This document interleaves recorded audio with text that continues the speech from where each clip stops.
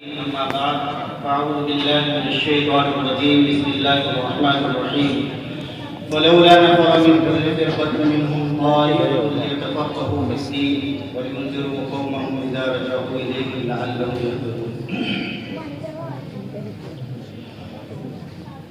معزز سامعین اکرام، ہمارے افتاء کے طلباء میں سے ظہر کے بعد ایک معلوم کر رہے تھے کہ اب میرا تعلیمی سلسلہ ختم ہو گیا، مجھے کیا کرنا ہے. تو میں نے ان سے عرض کیا کہ تعلیمی سلسلہ ختم نہیں ہوا ہے، تو شروع ہوا ہے. حضرت عبداللہ بن مبارک رحمہ اللہ سے کسی نے معلوم کیا کہ علم کی طلب کب تک جاری رکھنی چاہیے. ارشاد فرمایا اگر اللہ چاہے تو موت تک، علم کی طلب موت تک جاری رکھے. اور ان تخصصات کے شعبوں کا تکمیلات کا جو اصل مقصد ہے وہ یہ ہے کہ جو کتابیں دورے تک ہماری نظر سے نہیں گزری ہے اور ہمارے سامنے نہیں آ سکی ہے، جن سے ہمیں ایک حجاب اور ڈر سا محسوس ہوتا ہے، ان کتابوں سے ہمارا حجاب ڈر ختم ہو جائے اور وہ کتابیں ہماری نظر سے گزر جائیں. بقول شیخ الحدیث ہمارے مرشد وہ استاد محترم حضرت مولانا محمد عاقل صاحب دامت برکاتہم العالیہ کہ مقصد شعبوں کا یہ ہے کہ آدمی کو لائن پر لانا مقصود ہے. کوئی شعبہ تخصص کر رہا ہے، تخصص فی الحدیث، تو حدیث کی لائن پر آ جائے. تخصص فی الفقہ کر رہا ہے تو فقہ کی لائن پر آ جائے. تو اصل تو آپ حضرات یہ نہیں کہ فارغ ہو گئے، تعلیم ختم ہو گئی، نہیں، اصل ابھی لائن پر آئے ہیں، اب اس پر چلنا ہے. لائن پر آئے اور ختم ہو گئے، اس سے کیا فائدہ ہے؟ تو ایسی مثال ہے جیسے آپ نے یا ہم نے کسی سے راستہ معلوم کیا، اس نے بتلا دیا کہ یہ راستہ ہے دہلی جا رہا ہے، آپ کو دہلی جانا ہے. اب ہم راستے پر گاڑی لائے، راستے پر آئے اور وہیں گاڑی روک دیں، تو اس سے کیا فائدہ؟ اصل تو اس منزل کے لیے چلنا ہے. تو ہمیں اپنے اس علمی سلسلے کو باقی رکھنا ہے، آگے بڑھانا ہے، لگے رہنا ہے. اور جب ہماری یہ تمرین مشق جاری رہے گی تبھی ہمارا فن باقی رہے گا، ورنہ فن کے اندر کمی آتی رہے گی. عبد الرحمن بن مہدی رحمہ اللہ فرماتے ہیں انما مثل صاحب الحدیث بمنزلۃ السمسار اذا غاب عن السوق 5 ایام تغیر بصره. حدیث والا ہو، فقہ والا ہو، اس کی مثال دلال کی ہے کہ اگر چند دن کے لیے بھی بازار سے غائب ہو گیا تو اس کی فنی مہارت میں کمی آنے لگتی ہے. تو ہمارا ایک فقہ سے جو سلسلہ شروع ہوا ہے، ہم اپنے اس سلسلے کو باقی رکھیں، اپنی تمرین مشق مطالعہ جاری رکھیں. آج کل ہمارا ایک ماحول اور مزاج یہ بنا ہوا ہے کہ ہم مطالعہ اسی چیز کا کرتے ہیں جس چیز کو ہمیں آگے بیان کرنا ہے. یہ نہ ہونا چاہیے.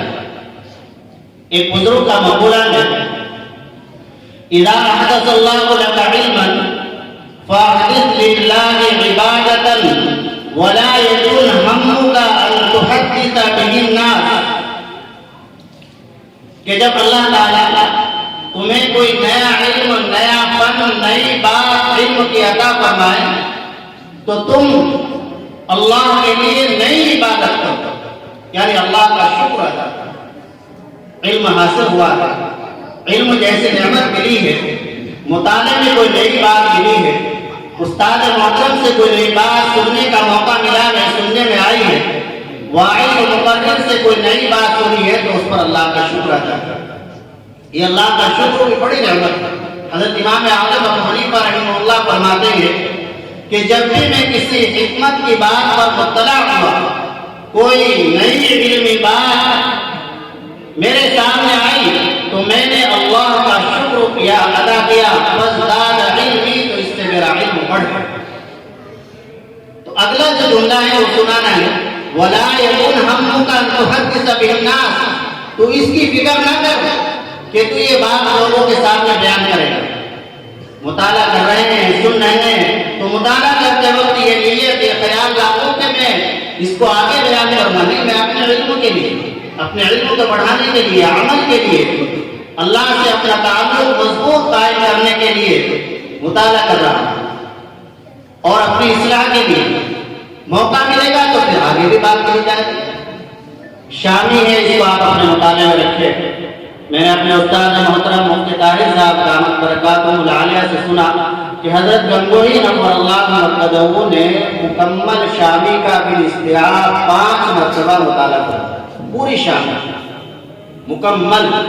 تو ہم اپنی ایک ترتیب ایسے متعین کر لیں کہ روز 10 صفحے 15 صفحے مطالعہ کریں گے انشاءاللہ، اس کے بعد ہی پھر اور کام کریں گے۔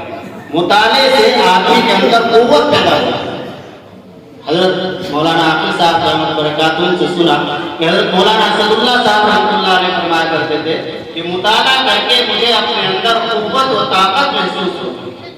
تو ایک بات تو یہ کہ ہم اپنے آپ کو فارغ اور عالم نہ سمجھیں، بلکہ ہمیشہ طالب علم سمجھیں، حقیقی اور سچا طالب علم۔ طالب علم کسے کہتے ہیں؟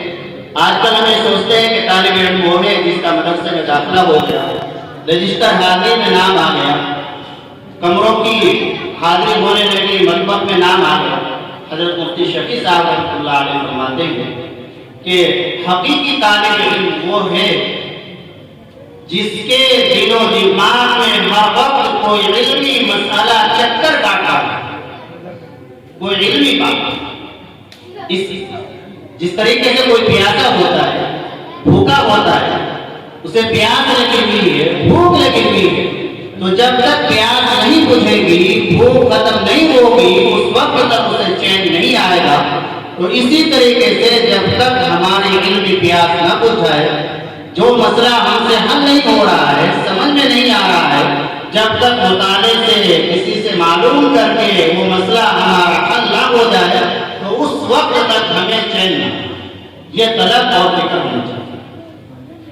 ایک بات تو یہ، دوسری بات یہ ہے کہ الحمدللہ بہت سے حضرات آپ حضرات میں سے پڑھا رہے ہیں اور بہت سے پڑھانے میں ہم مشغول ہوں گے اور دیگر علمی کاموں میں مشغول ہوں گے،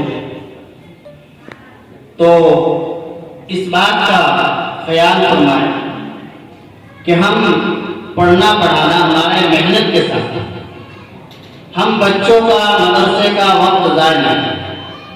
اگر ہم اس طرح دوسروں کے بچوں کے ساتھ کھلواڑ کریں گے تو کل ہماری اولاد کے ساتھ بھی ایسا ہی کھلواڑ کیا جائے۔ تو خوب محنت کے ساتھ سمجھ کر ہم بچوں کو پڑھائیں، جو بات سمجھ میں نہ آئے تو جو ہم سے زیادہ جاننے والے ہیں ان سے معلوم کرنے میں بالکل جھجک محسوس نہ کریں، اور خاص طور سے رجوع اللہ کا خیال رکھیں۔ ہمارے اس فن میں اور علوم میں رجوع اللہ کو کلیدی حیثیت حاصل ہے۔ رجوع اللہ کیا ہے؟ پڑھنے والے پڑھنے سے پہلے اللہ سے دعا کریں، یا اللہ جو کتاب پڑھنے جا رہا ہوں یہ میری سمجھ میں آ جائے اور مجھے یاد بھی ہو جائے، یاد بھی رہ جائے، اور مجھے اس پر عمل کی توفیق دے۔ پڑھانے والے بھی اللہ سے دعا کرے کہ اللہ نے جو کتاب میں پڑھا رہا ہوں یقیناً میں اس کا لائق نہیں ہوں، آپ کے فضل و کرم سے میں پڑھا سکتا ہوں، میرے قلب پر وہ باتیں جاری فرما یا اللہ جو سننے میرے لیے بھی فائدہ مند ہو اور سننے والے کے لیے بھی، جن کو میں پڑھاؤں ان کے لیے بھی فائدہ مند۔ تو یہ رجوع اللہ کی ہماری عادت ہونی چاہیے، یہ طریقہ ہمیں اپنانا چاہیے، اور جن مصنفین کی ہم کتابیں پڑھاتے ہیں ان کے لیے ایصال ثواب کا اہتمام کریں، اس کا بھی انشاءاللہ بڑا فائدہ ہوگا۔ اور آپ نے جو فقہ کا ایک راستہ منتخب کیا ہے اور ایک راستہ آپ کو ملا ہے، تو اس راستے پر چلتے رہیں، یہی اس کو ختم نہ کریں۔ اب آپ سے تو مسئلہ معلوم کریں تو یہ نہیں کہ پہلے آپ جواب دیں گے اس کے بعد تحقیق کریں، نہیں، آپ پہلے تحقیق کریں اس کے بعد جواب دیں۔ عام طور سے یہ فون پر مسئلہ معلوم کیا ہم فوراً بتلا دیتے، یہ نہ ہونا چاہیے۔ آپ کہتے ہیں بھائی میں بعد میں بتلاؤں گا، تحقیق کرنے کے بعد، اس سے آپ کے علموں کے اندر گفتگی اور مضبوطی آئے گی۔ اللہ تعالیٰ ہم سب کو علم نافع عطا فرمائے۔ اور جو پڑھائے اللہ پڑھایا ہے اللہ تعالیٰ اس کو اپنی بارگاہ میں قبول فرمائے. وآخر دعوانا الحمدللہ.